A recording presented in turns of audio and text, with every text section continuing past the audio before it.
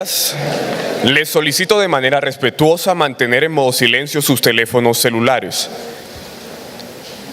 La Universidad Sergio Arboleda y el Instituto de Derecho Penal y Ciencias Criminalísticas José Vicente Concha les da una cálida y cordial bienvenida al segundo Congreso Internacional de Policía Judicial Nuevos Retos.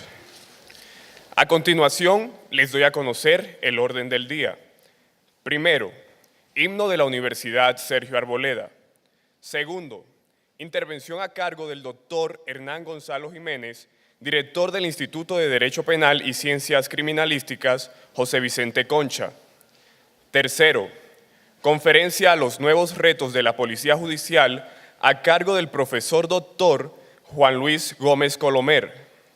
Cuarto, conferencia Funciones de la Policía Judicial frente a la delincuencia económica a cargo de la doctora Ana Linda Solano López. Quinto, receso. Sexto, conferencia Ciberataques, modos de detención y recolección de pruebas a cargo del coronel Diego Luis Sanabria Rodríguez. Séptimo, almuerzo. Octavo, conferencia La víctima en el proceso penal, facultades de la Policía Judicial en la acusación privada, a cargo del profesor doctor Renzo Orlandi. Noveno, conferencia Facultades de la Policía Judicial en la lucha contra la corrupción, a cargo del profesor doctor Stephen C. Teyman. Décimo, receso. Décimo primero, sesión de preguntas.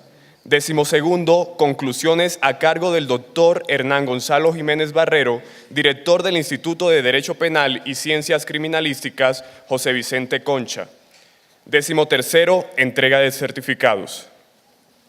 Primero, himno de la Universidad Sergio Arboleda. De pie, por favor.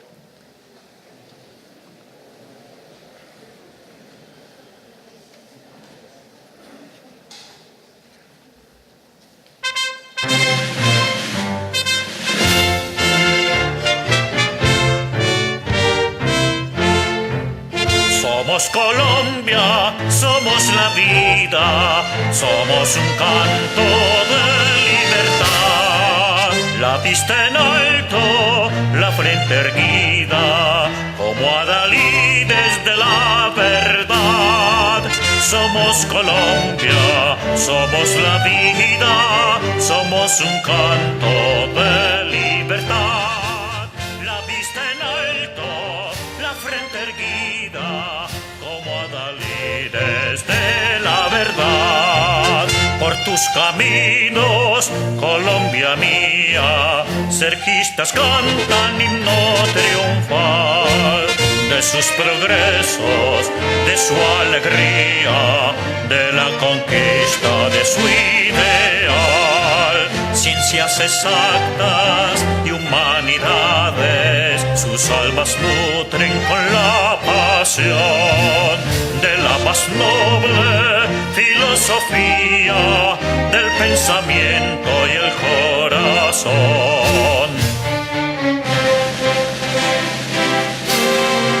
Somos Colombia, somos la vida, somos un canto de libertad. La vista en alto, la frente erguida, como Adalí desde la verdad. Somos Colombia, somos la vida, somos un canto de libertad.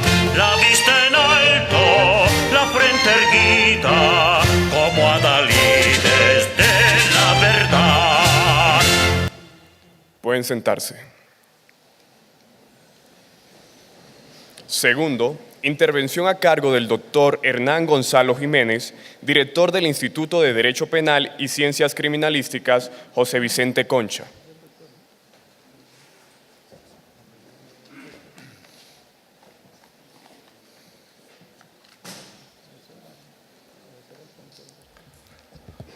Buenos días para todos.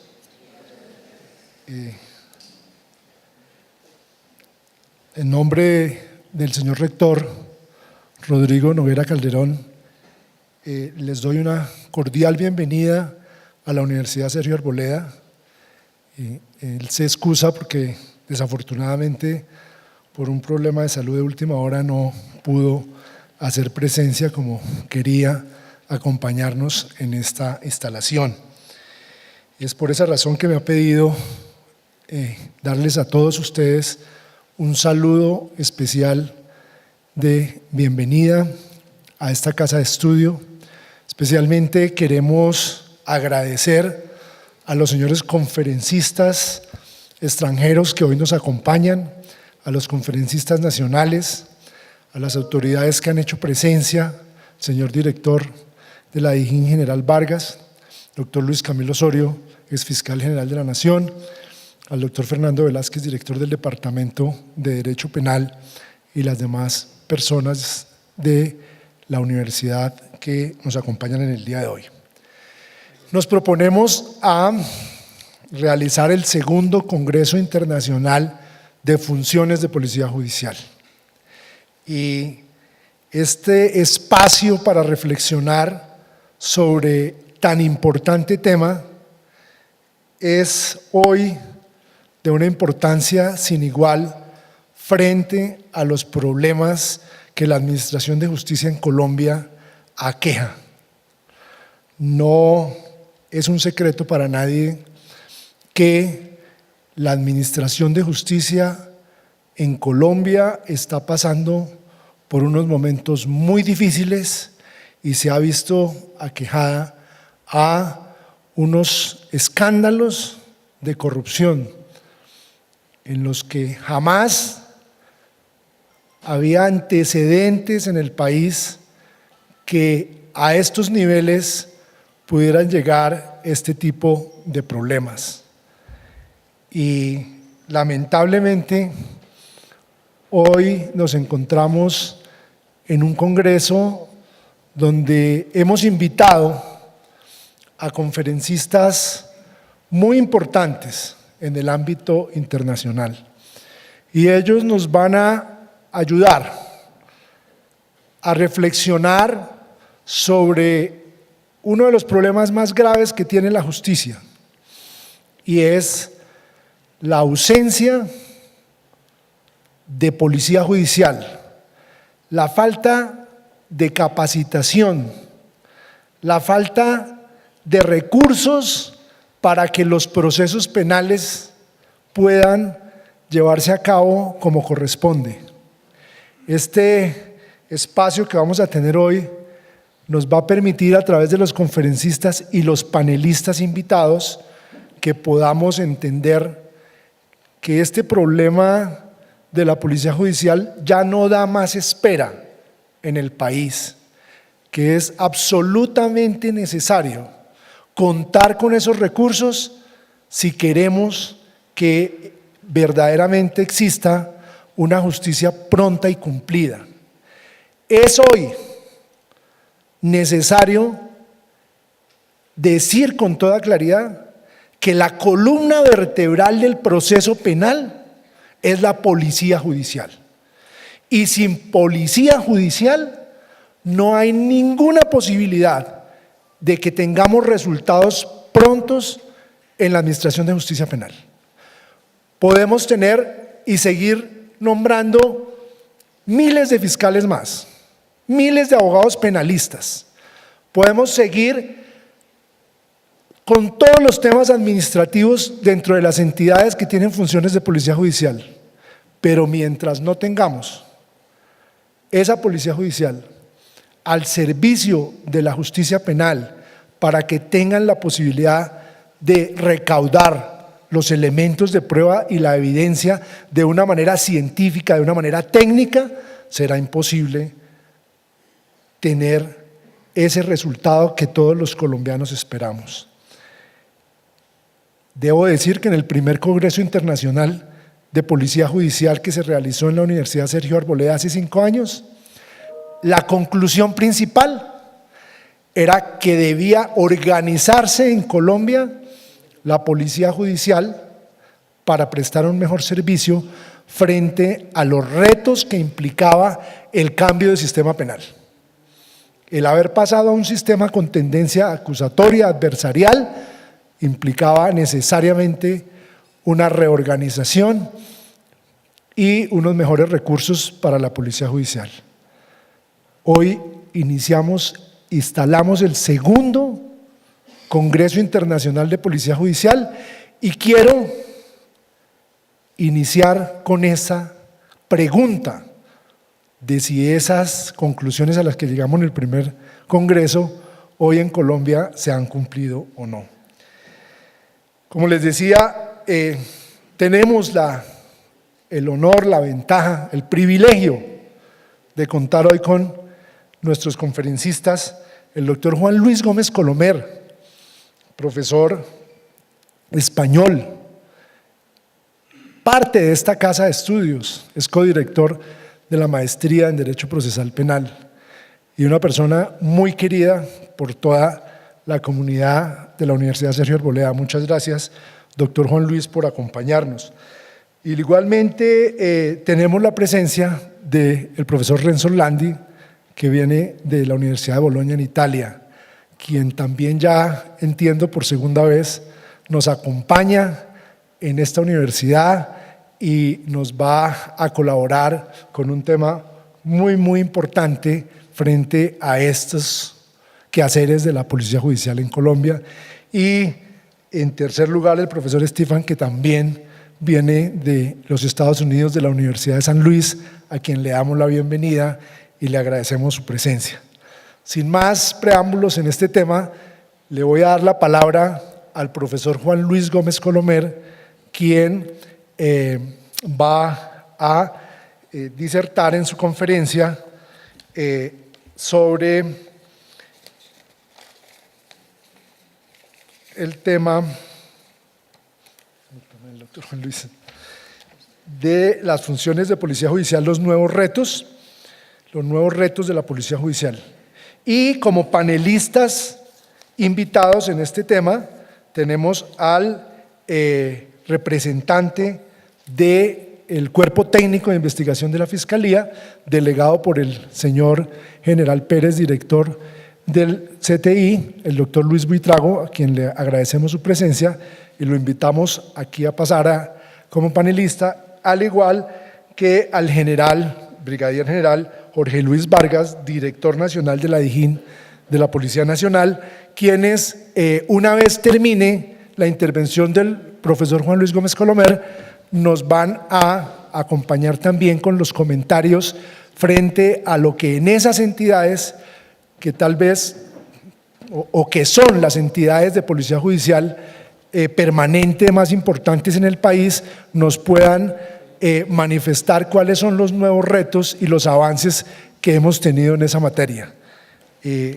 Agradecemos al doctor Juan Luis Gómez Colomer y le doy el uso de la palabra. Muchas gracias.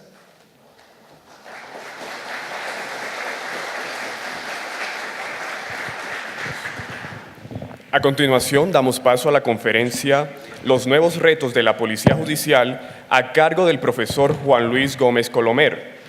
El doctor Juan Luis Gómez Colomer, nacido en Valencia, España, en 1955, es licenciado en Derecho y graduado en Criminología, doctorándose en Derecho en 1981 por la Universidad de Valencia. Fue catedrático de la Universidad de Santiago de Compostela y de la Universidad de Valencia antes de su destino actual en la Universidad Jaume I de Castellón. Ha ocupado cargos universitarios relevantes durante 15 años como director de departamento, decano y vicerrector. Dirige la Cátedra de Derecho Procesal Penal de nuestra universidad. Es autor de más de 25 libros y más de 200 artículos sobre justicia gratuita, derecho de defensa, jurado, procesos matrimoniales, proceso civil cautelar, Corte Penal Internacional, violencia de género, inmunidades, víctimas, responsabilidad de personas jurídicas y sistema adversarial, entre otros. Es especialista en Derecho Procesal Civil y Penal comparados, contemplado en sus investigaciones siempre el derecho alemán, italiano y el estadounidense. Ha pronunciado más de 500 conferencias sobre temas de su competencia en Europa y América. Ha ampliado estudios postdoctorales en Alemania, Italia y Estados Unidos durante más de 8 años. Es becario, entre otras prestigiosas instituciones, de la Fundación Alemana Alexander von Humboldt. Ha sido consultor internacional para el desarrollo y la reforma procesal penal en Costa Rica, Honduras, Guatemala, Paraguay y Nicaragua, habiendo colaborado en la explicación de la reforma procesal penal en México, Argentina, Chile, Brasil y Perú. Dirige 2 másters en Honduras y otro en Colombia.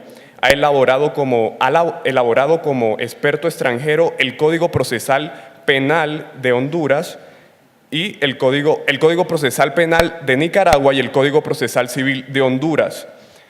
En ambos están en vigor actualmente.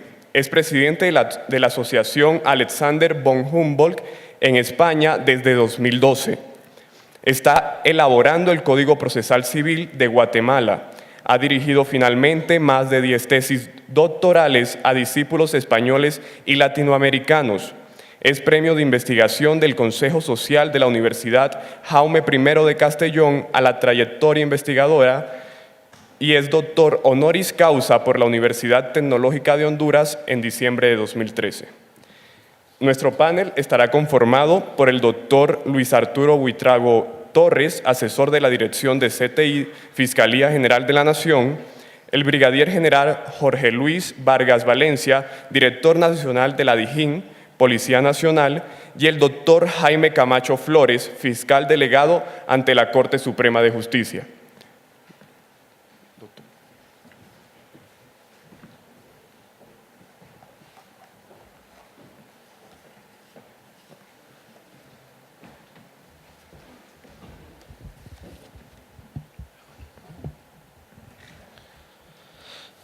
Muy bien, buenos días, señoras y señores, queridos Hernán y Fernando, Renzo y Steve, queridas autoridades civiles y militares, señoras y señores, muchas gracias por la invitación para poder hablar de la policía en un contexto internacional. Un tema importantísimo, nada fácil, muy dado a que las autoridades locales, y por locales entiendan del Estado, quieran imponer ciertos condicionamientos, dejar su propia impronta en la configuración de un modelo policial, es decir, justo al contrario de lo que debería ser en el contexto absolutamente globalizado en el que en estos momentos vivimos. Por eso la policía ha tenido generalmente en América Latina un carácter estatal, cuando no un carácter modélico asomado a un modelo internacional. Yo quisiera centrar el tema porque es amplísimo y además centrarlo de una manera útil para ustedes, porque desde un punto de vista de lo que es estrictamente el concepto policía judicial, podemos estar hablando de diferentes cuestiones según quienes sean los interlocutores y de qué países provengan. En ese sentido, por tanto, más vale que precisemos y que los idealismos los dejemos por un momento en casa y vayamos a las concreciones que puedan interesar en Colombia y en general en Latinoamérica. Mi visión, obviamente, tiene que ser una visión jurídica. Y con mayor precisión tiene que ser una visión jurídico-procesal penal. ¿Por qué? Porque la policía judicial que interesa en su esencia más pura es el instrumento público para perseguir eficazmente el crimen. Por tanto, estamos hablando de derecho penal, estamos hablando de derecho procesal penal y cada vez más, y por fortuna, estamos hablando también de derecho constitucional. Por tanto, desde ese punto de vista, mis palabras se van a dirigir básicamente a lo que sería cómo un modelo de organización policial puede perseguirse, puede conseguirse, puede realizarse en lo que llamaríamos una satisfacción del Estado de cara a sus ciudadanos por tener una lucha eficaz contra el crimen, por ser un modelo rentable de cara a la comisión del delito. Dos cuestiones, sin embargo, impiden de entrada, aunque están entrelazadas entre sí, hay que separarlas, impiden de entrada una visión conjunta de lo que es la policía judicial.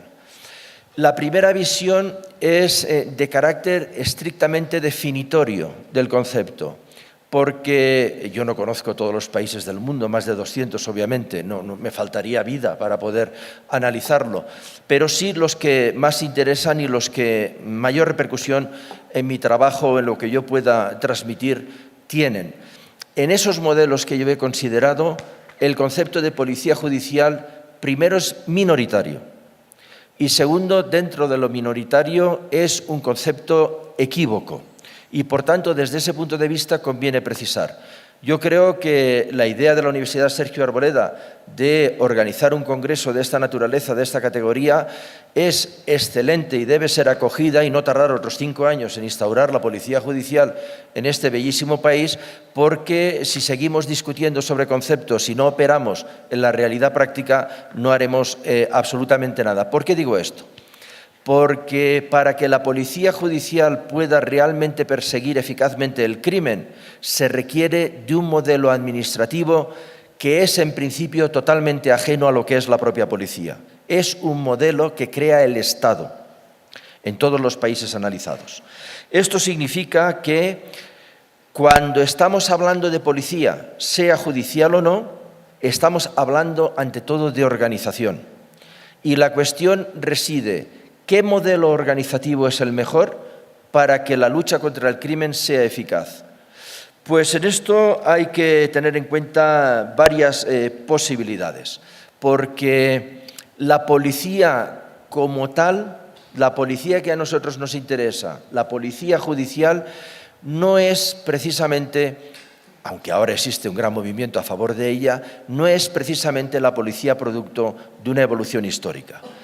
Fíjense, aunque se dice que la policía más antigua del mundo es la policía española, tengo aquí el dato, la Santa Hermandad de Castilla de 1476, cualquier parecido de la Santa Hermandad de Castilla con la policía actual es pura coincidencia.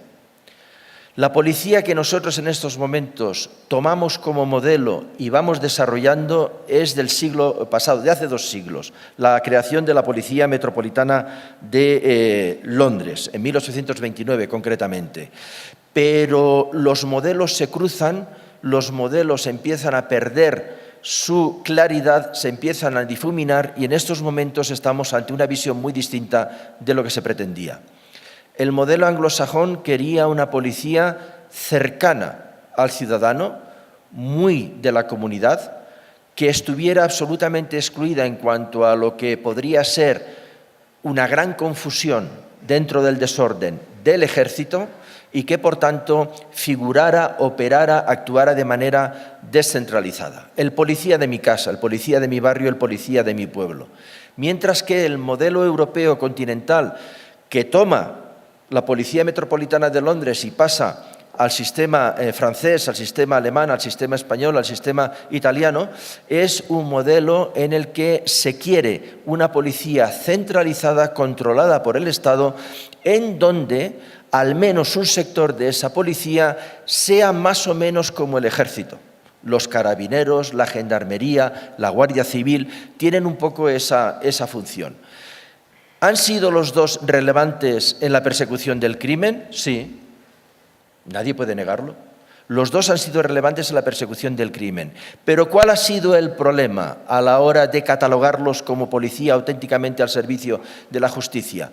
Que la mayor parte de concreciones de esos dos modelos no han tenido una policía judicial especializada, sino que han tenido una policía que a veces actuaba como policía judicial. Es decir, que el modelo ha sido prevalentemente un modelo administrativizado. La policía administrativa, la policía frente al desorden público, la policía frente a la seguridad ciudadana, la policía preventiva, la policía amiga. Ese es el modelo de policía que está más extendido por el mundo. Y un policía, un trocito de ese policía en determinados momentos de su actividad profesional era el policía que ayudaba al juez o al fiscal en la persecución del delito.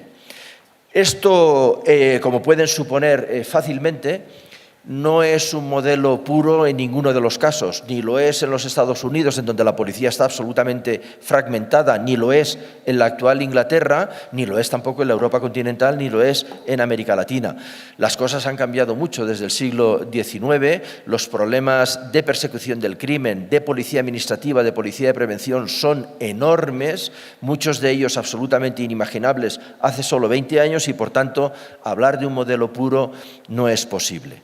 Con esto lo que quiero transmitir como idea esencial después de la primera, que es necesario un modelo para poder construir bien una policía judicial, quiero transmitirles también, sobre todo a las autoridades que puedan orientar la construcción de un modelo policial en Colombia, que ese modelo debe responder a una organización moderna, debe responder a los actuales retos que tiene o bien la policía considerada en su conjunto o bien la policía judicial. Yo apuesto por la policía judicial. Me parece mucho mejor que la policía administrativa en la persecución del crimen. Y ese diseño del modelo tiene que ser un diseño legal. Fíjense, yo he sido profesor de la policía en España, de las 4 policías que existen, la Guardia Civil, la Policía Nacional, la Policía Autonómica y la Policía Local o Urbana. Aún imparto alguna clase o alguna conferencia cuando me llaman, pero durante 15 años fui profesor de ellos, una etapa muy importante de mi vida porque eso sí era el derecho vivo, ¿no? El que se practicaba en la calle, eso sí era la realidad. Y una de las experiencias y como consecuencia de esas experiencias, consecuencias más gratas e importantes que obtuve fue precisamente que para que pudiera funcionar adecuadamente un modelo de policía, y en España lo tenemos, no funciona muy bien, pero el modelo existe, lo más importante era que las definiciones legales estuvieran no claras, clarísimas. Es decir, que la policía, exceptuando lo que es estrictamente las técnicas propias que ellos utilizan en su labor, tuviera perfectamente delimitado el concepto legal de su actuación, que todos sus actos, fueran judiciales o no, estuvieran legalmente amparados. Y esto es muy importante en el mundo actual, créanme, porque desde un punto de vista, no solo en España, también en Colombia, es muy importante en el mundo actual porque desde un punto de vista de la realidad con la que nos encontramos, y por eso el modelo, decía al principio que nos tiene que servir, no es un modelo idealista, sino que es un modelo que tenga aplicación en la práctica, se está constitucionalizando. Y eso legalmente implica un cambio muy importante. Quienes sean policías aquí presentes en ejercicio de sus funciones me comprenderán inmediatamente, porque el gran cambio que se ha producido en la policía en los últimos 50 años ha sido que ha pasado de ser, como decía Kern, ¿no?, un famoso procesalista alemán, los brazos del fiscal en la investigación del crimen, a ser un instrumento público constitucionalizado en la lucha contra ese crimen, lo cual cambia mucho la percepción. Si los tribunales y los fiscales, ustedes también los procuradores, son órganos constitucionales en Colombia, también lo es o debe serlo la policía, lo cual hace que el parámetro legal de su actuación esté sometido al más alto nivel, tanto de regulación por estar en la Constitución, como de protección en los ciudadanos que puedan sufrir la actuación de la policía precisamente en contra de la misma. Y algo muy importante también tiene esa constitucionalización, que parece a veces que pase de una manera imperceptible, pero que quienes nos dedicamos a estudiar la cuestión y verla desde un punto de vista de esa atalaya en la que podemos observar las cosas con mayor objetividad, inmediatamente percibimos. La constitucionalización de la policía bien organizada en cuanto a un modelo aparta progresivamente al ejército de las funciones de policía en el Estado. Estos problemas los ha tenido Colombia hace años y los ha tenido Chile hace años. No estoy hablando de algo que teóricamente pueda haber sucedido. Allí donde el ejército, con una policía judicial constitucionalizada, actúa en funciones de policía, algo está fallando, sin perjuicio de poder comprender todas las situaciones y todas las realidades, por supuesto, y analizando cada caso concreto. Hay también otras cuestiones derivadas de ese planteamiento legal que es muy importante porque desde un punto de vista estrictamente procesal penal, qué duda cabe que muchos preceptos de la Constitución que hacen referencia a los derechos de los ciudadanos son admoniciones a la policía para que haga bien su trabajo. Si la policía tiene, bien porque la Constitución así le obliga, bien porque la jurisprudencia constitucional así lo ha decidido conforme a la Constitución, que realizar el interrogatorio del detenido o sospechoso con ciertos límites, por ejemplo, debe estar presente su abogado defensor, si lo realiza sin la presencia de su abogado defensor, vulnera un derecho constitucional que protege al ciudadano detenido o sospechoso. Ese efecto admonitivo, preventivo, ¿no? El efecto disuasorio que se dice con tanta precisión en el derecho anglosajón, el deterrent effect, es algo que al estar en la Constitución viene potenciado y que garantiza que cada vez más, luego hablaré de la profesionalización de la policía, hace que cada vez más la policía esté trabajando de una manera técnicamente impecable y ajustada plenamente a la ley. No descarto, obviamente, en este diseño legal de la policía, no descarto tampoco otras ramas del ordenamiento jurídico que, obviamente, tienen cauce en ese modelo de organización. El derecho administrativo es importantísimo, no solo para decidir quién actúa, cómo actúa, dónde actúa y con qué medios, sino sobre todo para algo que en el Estado de Derecho tiene una importancia clave, en una democracia tiene una importancia decisiva, la exigencia de responsabilidad. Y, por tanto, todo el tema disciplinario se organiza legalmente bajo el paraguas del derecho administrativo en consonancia con esa tutela constitucional.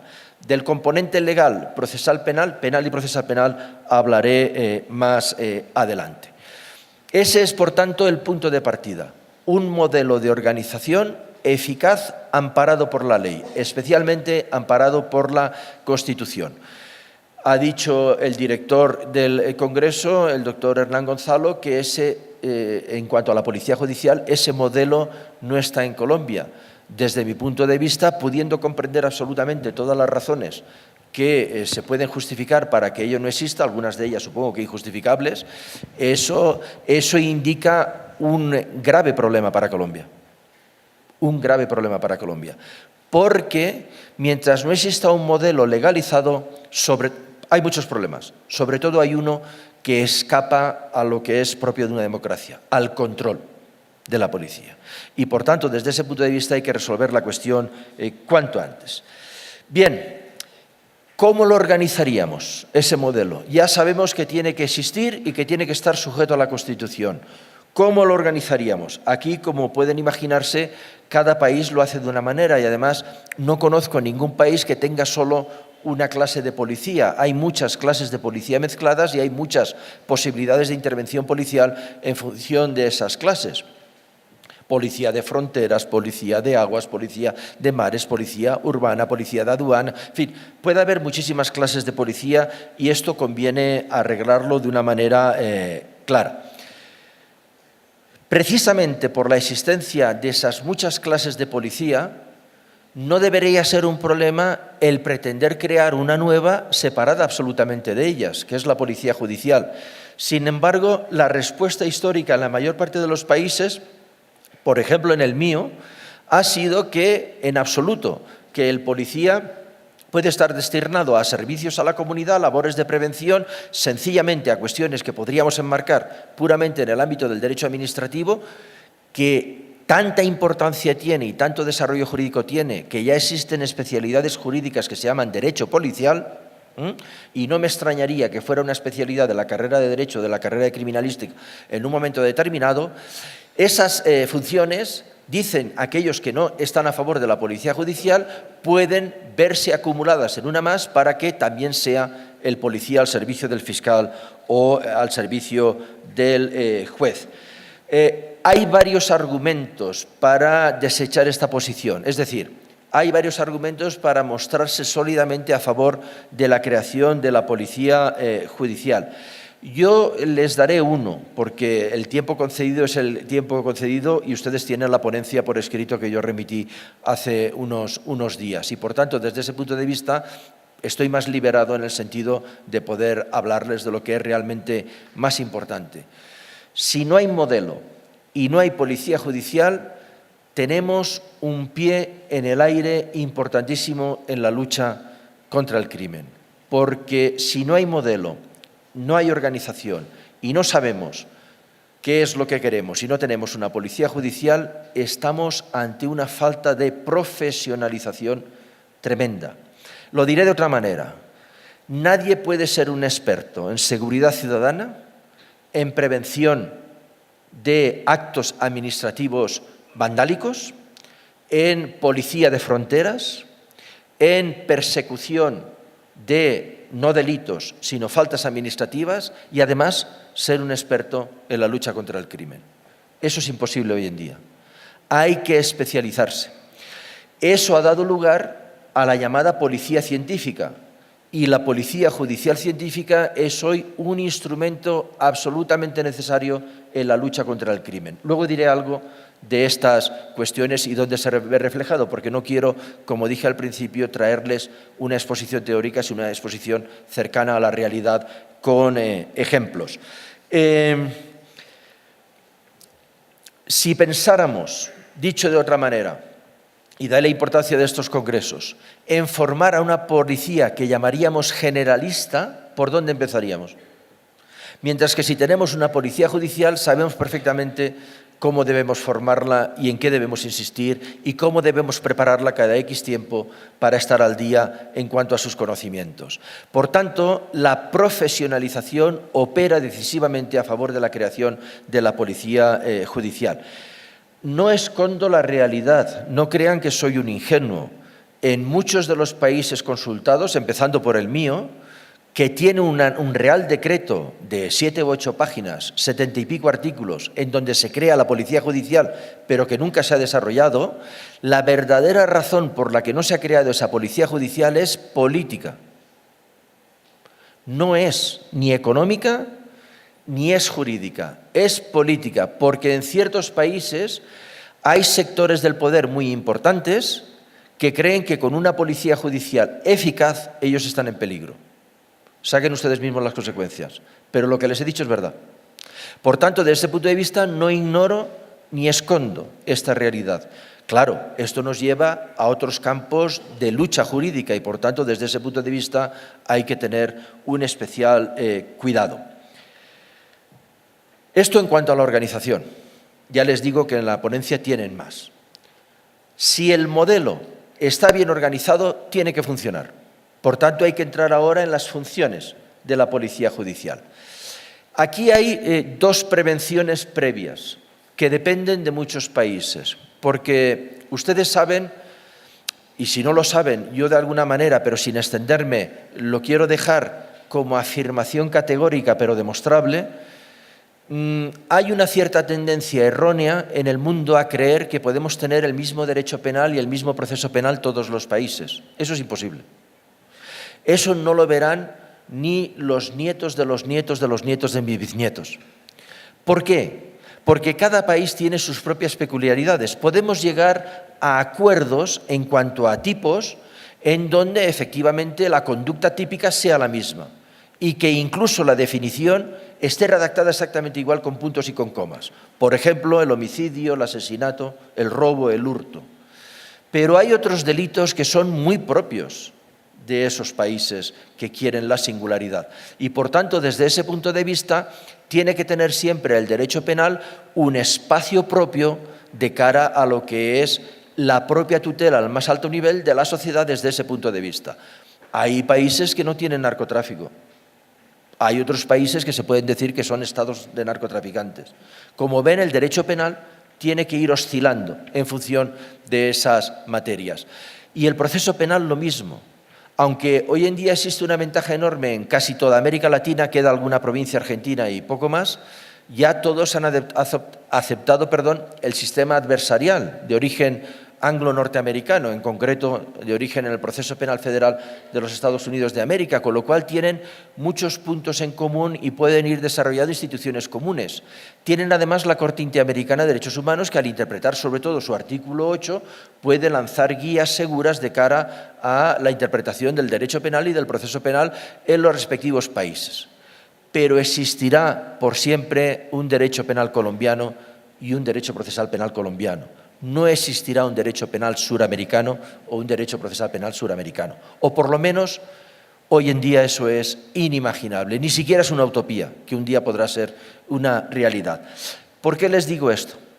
Porque dentro, digamos, de esa afirmación categórica, la realidad nos está llevando a que, desde un punto de vista de lo que son las funciones de la policía, tenga el Estado que responder a la propia situación interna que tiene.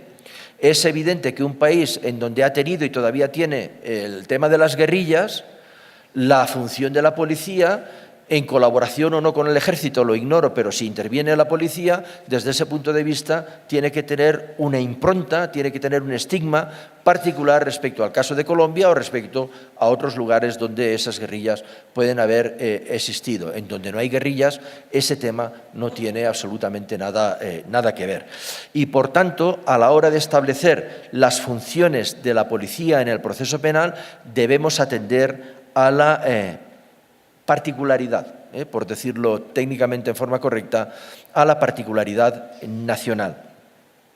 Pero eso no quiere decir que la policía en todo el mundo no haga las mismas cosas en determinados aspectos.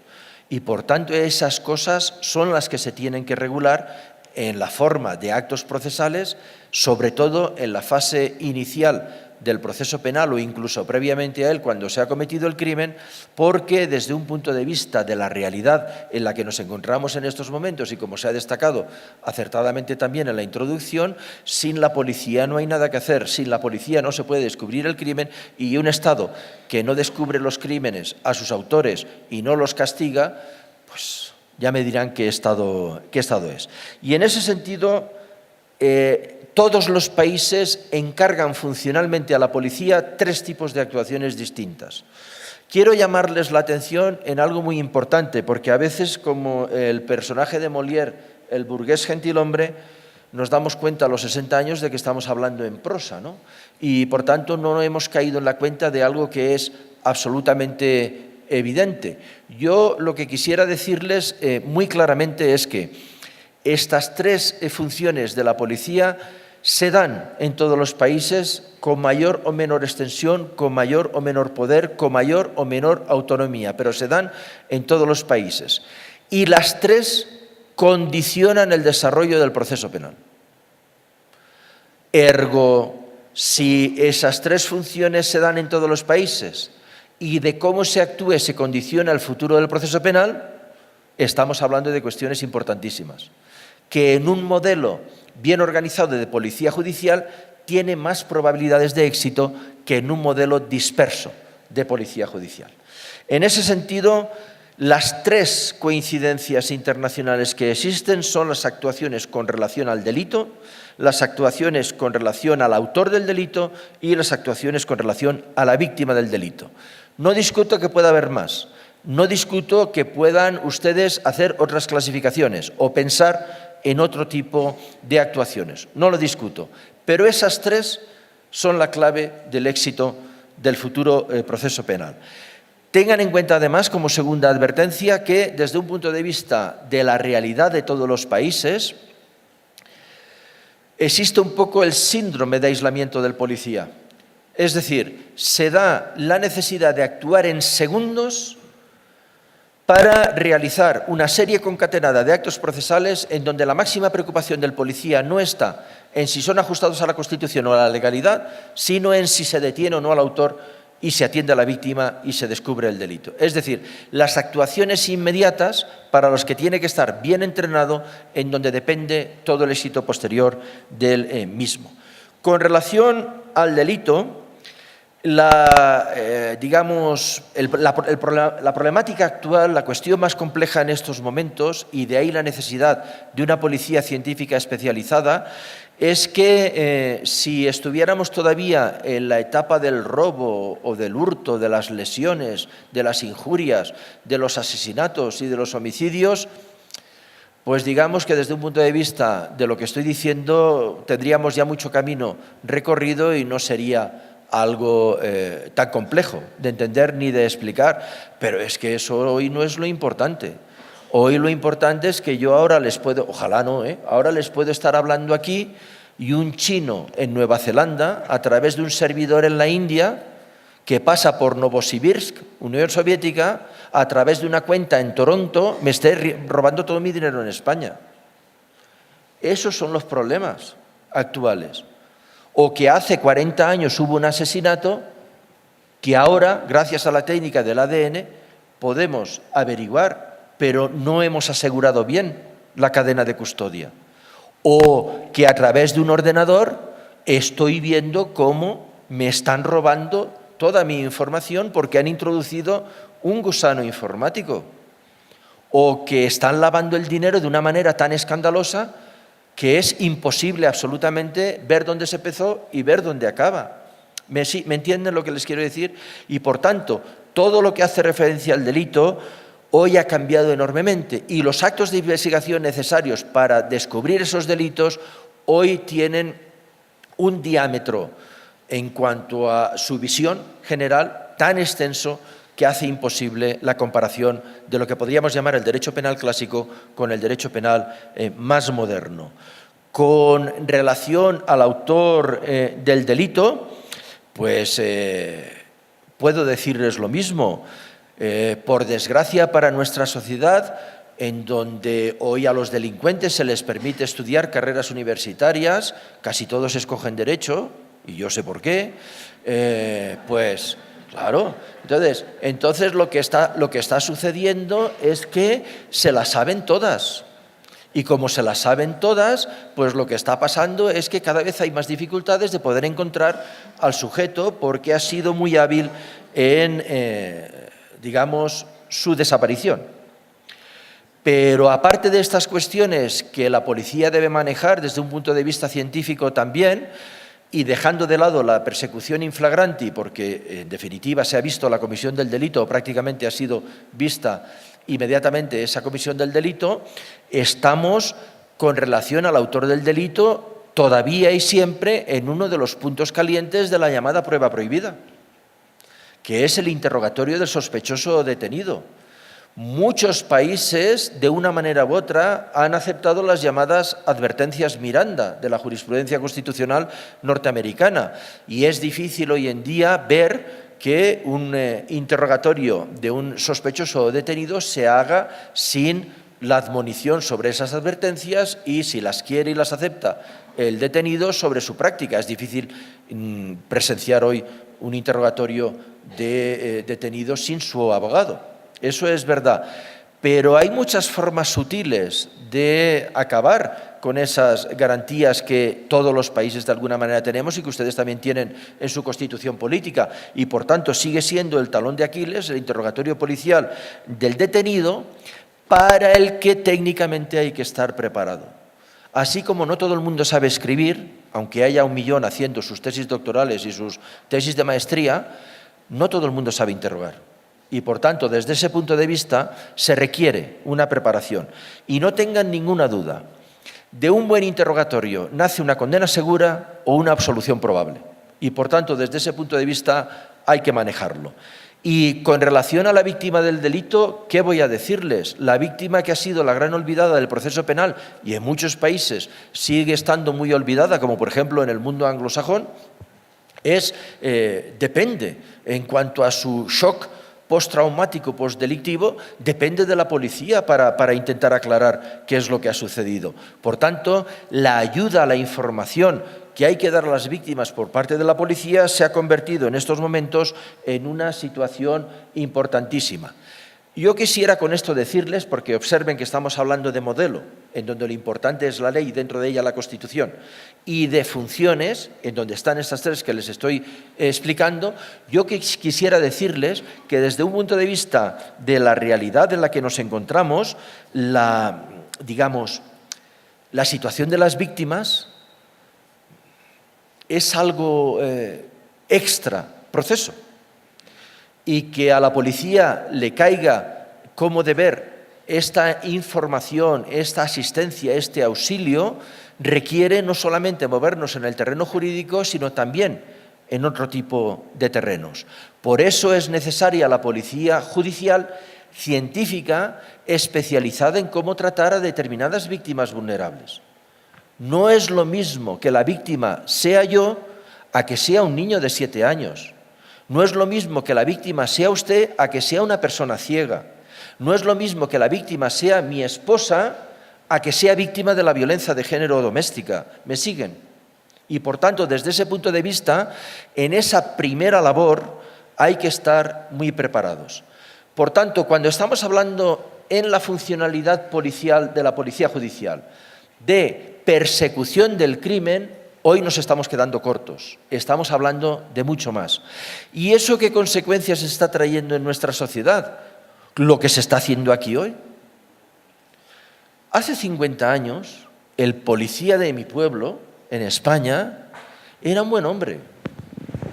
No sabía leer, no sabía escribir, pero todo el mundo le quería. Cumplía con su trabajo, conocía a todo el mundo y si veía a dos chicos borrachines, no los metía en el calabozo la primera vez. Les decía, id a casa, id con vuestros padres, ya habéis bebido bastante. ¿Me entienden un poco? Eso, desde un punto de vista de hoy, no tiene sentido. Hay que formarse, hay que organizar congresos, hay que capacitarse, hay que prepararse frente al futuro. Y esa es la transmisión de la idea con relación a la víctima. No es tan fácil tratar a un niño al que le han causado un delito grave, ¿eh? No es tan fácil y, por tanto, desde ese punto de vista se requiere de una especialización muy, muy importante. Y finalmente, los 5 minutos que me quedan, o 7 minutos que me quedan, quiero llegar a algún tema concreto. La labor técnica de la policía es una labor admirable. Yo soy de aquellos que confían en la policía. Mi padre, mi papá, como dicen aquí, cuando iba en el coche y veía a un policía de tráfico en los años 60, iba en el carro y veía a un policía de tráfico en los años 60, le pitaba para saludarlos. Y el policía contestaba. Hoy eso no lo hace nadie, porque si le pitas se creen que vas a por ellos, ¿no? Pero desde un punto de vista de la realidad, es cierto, es absolutamente cierto que la labor principal es interactiva. Yo quiero una policía profesionalizada, pero yo voy a confiar en esa policía. Bueno, pues hay ciertos aspectos en donde la línea definitoria o la línea que separa una actuación legal o una actuación ilegal de la policía es muy fina. Es como decían antes en mi país, como el papel de fumar, de liar. Es muy fina. ¿Por qué? Porque hay determinadas actuaciones que necesariamente se tienen que practicar en donde hay siempre un peligro de estar invadiendo derechos fundamentales de la otra persona. Ustedes piensen que lo que caracteriza una democracia frente a una dictadura no es solamente la manera de gestionar autoritaria, autocrática y sin oposición política y tener a un país absolutamente humillado y encerrado. No, no. Lo que caracteriza a una democracia frente a una dictadura es que los derechos son efectivos y protegen a todos. Y, por tanto, nadie está por encima de la ley. ¿Qué es lo que ocurre con relación a la actividad de la policía ante determinadas cuestiones técnicamente muy complejas? Que el cumplimiento de esa ley sin una especialización y sin una formación es absolutamente imposible. Yo les voy a poner 3 ejemplos de la realidad actual que son los casos en los que más vulneraciones de prueba prohibida se están produciendo en Europa y que, por tanto, desde ese punto de vista están llevando a la necesidad, como dicen los norteamericanos, de excluir la prueba del proceso y, por tanto, carecer el fiscal de la prueba de cargo suficiente para poder condenar. O sea, que cometido el error por la policía, la consecuencia es la absolución del presunto delincuente. Uno de ellos que he apuntado aquí es la prueba del ADN. El ADN se ha revelado como una técnica probatoria extraordinaria para la precisión respecto a la autoría de determinados hechos en donde el estudio del cuerpo humano es necesario para ello. Es una prueba, por tanto, genética. Y la enorme ventaja que tiene esta prueba, que se descubrió hace 60 años, pero que solamente en los últimos 30 años tiene una intervención procesal muy importante, es que desde un punto de vista, para hablar claro, desde un punto de vista de la absolución es eficaz al 100% y desde un punto de vista de la condena es eficaz al 97%. O sea, en nuestros estándares es eficaz al 100%. Y por tanto, desde ese punto de vista, ante la altísima fiabilidad que tiene, requiere de unos instrumentos legales y de unos instrumentos para su práctica que son muy específicos. Y aquí las legislaciones presentan muy diversas consideraciones. Por ejemplo, en mi país se tiene que hacer la prueba del ADN por la policía científica, un médico de la policía científica, se tiene que practicar mediante o estando presente el abogado defensor. Si no, ni siquiera un cabello o el frotis bucal se le puede obtener. En otros países no. Por razones de urgencia, en unos países la policía lo puede hacer sin abogado, y luego da parte al juez para que lo ratifique. En otros países no. Esto es lo que habría que unificar para tener una técnica bastante aceptable en todo el mundo civilizado y democrático. Pero luego vienen los problemas con la cadena de custodia. Para un abogado defensor, frente a la prueba de ADN, encontrar una falla en la cadena de custodia debe ser algo así como ciertos placeres que aquí no se pueden nombrar. Por tanto, desde ese punto de vista, el tema de la cadena de custodia es esencial y la cadena de custodia es responsabilidad de la policía científica. En cuanto a otros tipos de cuestiones que plantean el ADN, como son las cuestiones relativas a las bases de datos, a su utilización en otro proceso, ya tienen menor importancia. Pero si se ha alterado la cadena de custodia o la prueba no se ha practicado correctamente, estamos ante un fallo grave, ante una prueba, digamos, muy irrelevante. Y segundo y tercer ejemplo, porque están unidos. Hay algo que llama la atención en la lucha contra la criminalidad organizada: terrorismo, narcotráfico, trata de personas, pornografía infantil, mafias, todo este tipo de delincuencia. Hay algo que llama la atención muy poderosamente, y es que todos estos delincuentes están a un nivel tecnológico impresionante. Están a la última, le dernier cri, que dicen los franceses, ¿no?, en cuanto a tecnología. Y la policía judicial de los países no. Pero, hombre, ¿cómo vamos a comprar un detector si eso vale 100 millones de dólares? ¿Cómo? Y todos los grupos mafiosos tienen sus maquinitas de 100 millones de dólares. Por tanto, desde ese punto de vista, estamos ante una falta de medios y una falta de dotaciones. Esto está cambiando en Europa. En Estados Unidos, desde luego, ya hace tiempo, pero en Europa está cambiando, en donde a la policía científica se le está dotando de las mismas armas tecnológicas que tiene esta delincuencia tan importante.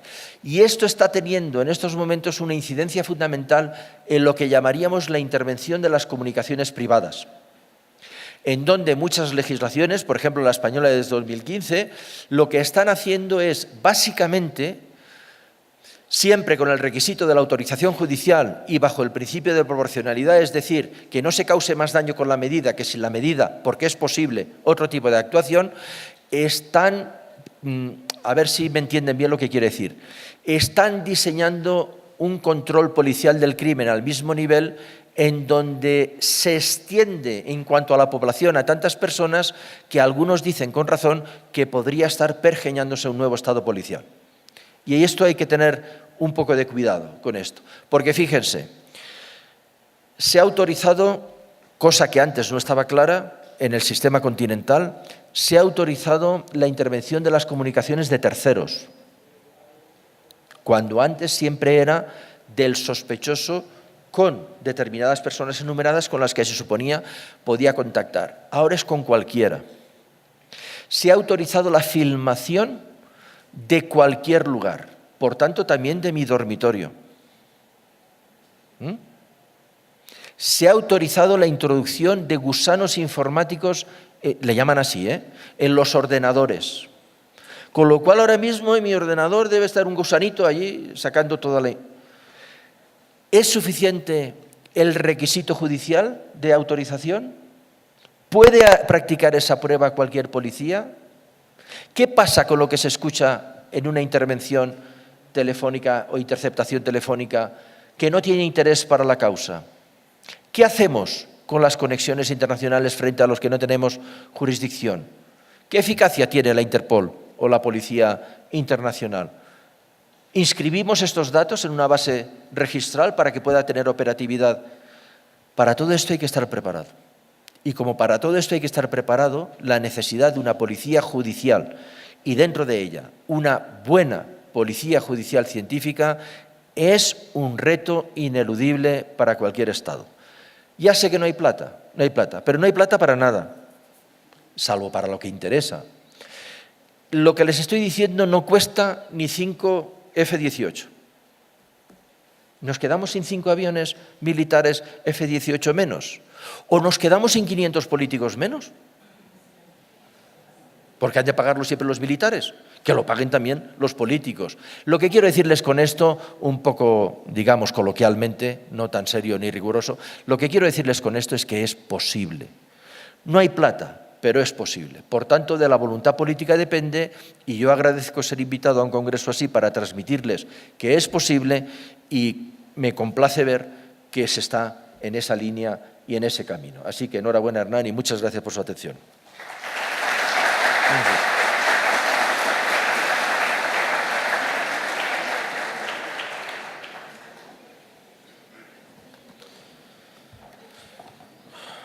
Perdón. Disculpe, me siento allí, ¿no? Sí, sí. Doctor. A continuación, damos paso a la intervención por parte de los panelistas invitados. Damos el uso de la palabra primero al brigadier general Jorge Luis Vargas Valencia, director nacional de la DIJÍN Policía Nacional. Muy buenos días para todos. Un especial saludo a la Universidad Sergio Arboleda. Pedirles disculpas, estoy un poco disfónico. Doctor González, muchas gracias por esta invitación. Este saludo es de parte de todos los 187.000 policías de la patria. A mis compañeros de panel, doctor Gómez, y a los dos señores exfiscales generales de la Nación, doctor Valdivieso, doctor Osorio, un gran saludo de la Policía Nacional. Varias precisiones antes de entrar un poco en los retos y los nuevos retos de la Policía Judicial. Y muy de la mano leímos la ponencia del doctor Gómez con detenimiento, y ahí quiero hacer un par de precisiones y de comentarios alrededor de la ponencia. En Colombia, la Policía Nacional tiene definición constitucional, el artículo 218 de la Constitución. Pero también la Policía Nacional tiene definición constitucional en cuanto a su función de policía judicial, el artículo 250 de la Constitución Nacional. Y de ahí hay un desarrollo extremadamente importante que duraríamos tal vez varias horas hablando de todo el desarrollo legal, interno, inclusive local de esos dos grandes componentes de la Policía Nacional. Y alrededor de este primer punto quiero indicar que Colombia es un país de avanzada en términos de la persecución del delito y la convivencia. Tal vez producto de lo que hemos vivido, estamos viviendo y estoy seguro que vamos a vivir, Colombia ha desarrollado una doctrina propia en términos de seguridad, de convivencia y de persecución del delito. Ese doble, si ustedes me permiten llamarlo de manera coloquial, ese doble sombrero que tiene la Policía Nacional, que es la tranquilidad y la convivencia, pero la lucha contra la criminalidad a través de la Policía Judicial, enmarcado en la Constitución, hace que precisamente estemos en la avanzada. Porque hoy lo que nos preguntamos en la academia al interior de la policía y con muchísimos académicos del país e internacionalmente en los foros es ¿qué es la convivencia o los términos administrativos hasta donde el ciudadano se puede comportar que no trasciendan al delito y viceversa?